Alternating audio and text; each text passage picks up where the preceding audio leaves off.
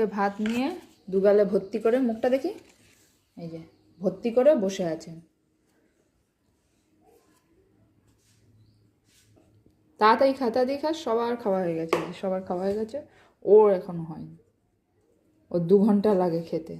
কত বদমাশি করবে, কত নাটক করবে, কত রকম কত কি করে তবে খাবে। জাদু মন্ত্র ছু তোর একদম ইয়ে করবো।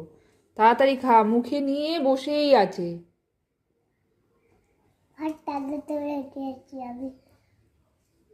কি করেছিস?